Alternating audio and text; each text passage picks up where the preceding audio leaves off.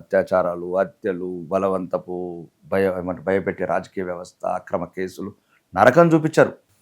ఊరుకు 5 గుండాలు.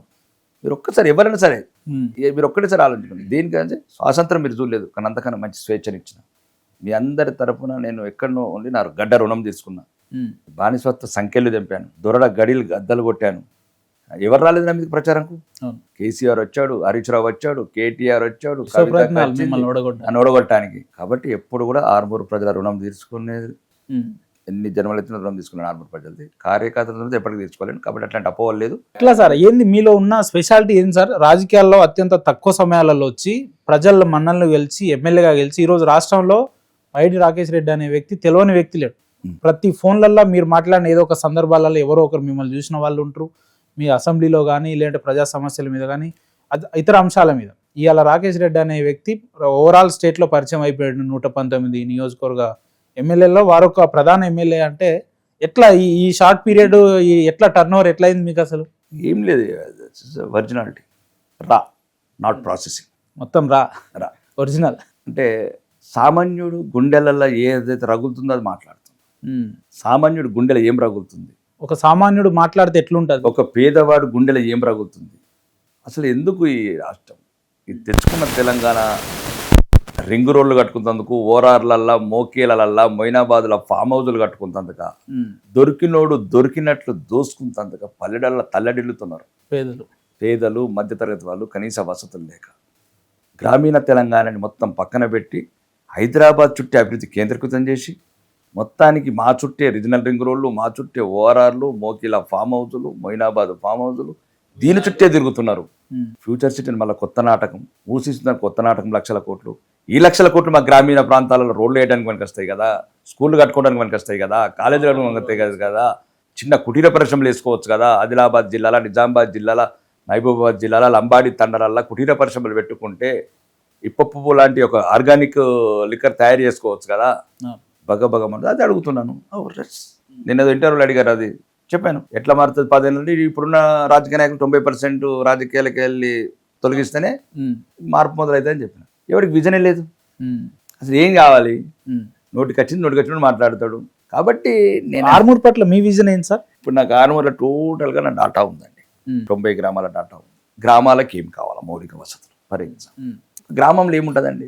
22 గ్రామాల గ్రామ పంచాయతీలు ఇప్పటికి 75 ఏళ్ళ గ్రామ స్వరాజ్యం అంటారు సన్నాసులు. ఎవరి గురించి వచ్చింది స్వాతంత్రం? ఎవరి గురించి వచ్చింది తెలంగాణ? దొరికినోడు దొరికినట్లు దోసుకుంటుందిగా. గ్రామాలలో గ్రామ పంచాయతీ లేదంటే ఈడ ఒకటి 1000 కోట్లు పెట్టి సచివాలయం కడతాడు. అది ఇంకా 100 సంవత్సరాలు ఉంటుండే పాత సచివాలయం. ఇది పరిపాలన. తేడా ఇంతే. గ్రామ పంచాయతీ లేని గ్రామాలు ఉన్నాయి ఇంకా? ఆర్మూరు 30 ఉన్నాయంటే ఆర్మూరు ఇంకా ఆసిఫాబాద్ బదులు చచ్చిపోతావు నువ్వు. ఆర్మూరు ప్రాంతమే కొద్దిగా అభివృద్ధి చెందిన ప్రాంతం. అదే ప్రభుత్వంతో అనుకున్నారు. రైతులు కష్టపడే రైతులు అక్కడ ఉన్నారు. రెండోది గల్ఫ్ మైగ్రెంట్స్ ఉన్నారు. వాళ్ళ చెమట, వాళ్ళ జీవితాలంతా ఎడార్లో త్యాగం చేసి రూపాయి పంపిస్తే బతికిన తప్ప ఈడోడు ఖమ్మమోడో, నల్గొండోడో, మహబూబ్నగర్‌లో పంపిస్తే బతికిన ప్రాంతం కాదు మాది. కాళేశ్వరంగానో లేకపోతే పాలమూరు రంగారెడ్డిలో బతికిన ప్రాంతం కాదు మాది. ఏదో 100 సంవత్సరాల కింద మమ్మల్ని దోపిడీ చేసిన, దోచుకున్న నిజాం రాజు అప్పుడు ఒకటి కట్టాడు మా డబ్బుతో నిజాం సాగర్. అది తప్ప ఇంకేమీ లేని నిజామాబాద్ జిల్లా. కాబట్టి ఆర్మూర్ మీద ప్రత్యేకంగా దృష్టి ఉంది. ఈరోజు శాసనసభ్యుడిగా ప్రతిపక్ష నాయకుడు కొట్లాడుతున్నా. భవిష్యత్తులో మాత్రం ఒక నమ్మకం ఉంది. తెలంగాణలో ఒకవేళ నా ప్రభుత్వం వచ్చి, ఆ ప్రభుత్వం నేను ప్రముఖ పాత్ర ఉండి నా రాష్ట్రంలో మాత్రం నా ఆర్మూర్ మాత్రం మోడల్ కాన్స్టిట్యూన్సీ చేస్తాను ఒక నమ్మకం ఉంది. ఎటువంటి సందేహం లేదు. ఈరోజు కూడా సుమారు మొన్న కూడా ఒక 50 కోట్లు 25 కోట్లు సెంట్రల్కి వెళ్ళి తెచ్చాను. మళ్ళీ ఒక 50 కోట్లు అప్పాయండి నితిన్ గడ్కరీకి చెప్పాను. రాష్ట్రం నుంచి కూడా ఒక 100 కోట్లు తెచ్చాను. రోజుల నుంచి పంచాయతీరాజ్ ఒక 40 కోట్లు పెండింగ్ ఉంది. ఇంకా రకరకాల ప్రయత్నం చేస్తున్నాం, ఫోర్స్ చేస్తున్నాం. సుమారు ఇప్పటికి 220 లెటర్లు పెండింగ్ ఉన్నాయి రాష్ట్ర ప్రభుత్వం దృష్టిలో. ఈరోజు నువ్వు చేయకపోతే రేవంత్ రెడ్డి నా ప్రభుత్వం మొత్తం నేను చేసుకుంటా. సర్కార్ మేరా హోతా, అధికార్ మేరా హోతా, జబ్ కైసా కోన్ రోక్తే దేఖ్తాం. చాలా అద్భుతంగా చెప్పారు. నేను మీ ఇంటర్వ్యూకి వస్తున్నా అని ఈ ఆర్మూర్ మీ ఫాలోవర్ నరేష్ సార్ అని ఉంటాడు.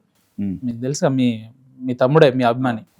ఏంది అన్న అంటే లేదు నెక్స్ట్ గవర్నమెంట్ బీజేపీ వస్తుంది, బీజేపీ గవర్నమెంట్లో అన్న పక్క హోంమంత్రి అవుతాడు, ఆ స్టామినా ఆ స్టెబిలిటీ ఉన్న వ్యక్తి హోంమంత్రి అయినాక మేమేందో చూపిస్తామని అన్నాడు. సో ఎందుకు ఆ వ్యక్తి అట్లా మాట్లాడిండు? నెక్స్ట్ మంత్రి అవుతాడు మా అన్న అని మాట్లాడిండు. సో అనుకుంటారా మీకు కూడా ఉందా ఆలోచన? డైరెక్ట్ అన్నిసార్లు పార్టీలో కూడా చెప్పాను నాకు హోంమంత్రి కావాలని, ల్యాండ్ ఆర్డర్. ఎందుకంటే రాష్ట్ర వ్యాప్తంగా చూస్తున్నాం ఉమ్, దుర్మార్గమైన ప్రభుత్వాలు ఉమ్, ఏ రకంగా యువకుల మీద అక్రమ కేసులు పెడుతున్నారు, ఉమ్, అన్యాయాలు చేస్తున్నారు. చివరికి శివాజీ విగ్రహాన్ని చూస్తే భయపడే వ్యవస్థ తయారు చేశారు. ఉమ్, శివాజీ విగ్రహాలు కూడా పెట్టినట్లేరు పోలీసులు. ఉమ్.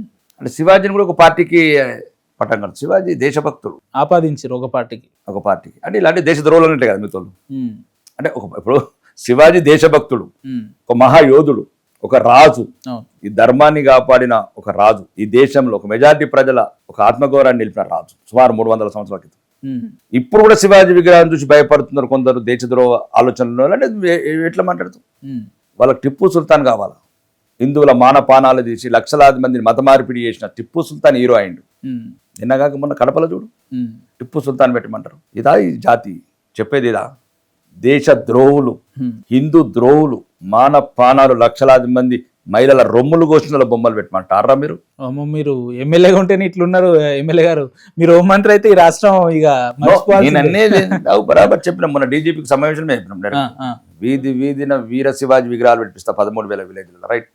ఉమ్, పోలీస్ సెల్యూట్లు కొట్టిస్తా. ఉమ్. ఏమున్నది? ఇది ఆర్మూర్ నుంచే మొదలు పెట్టకపోయారు మరి?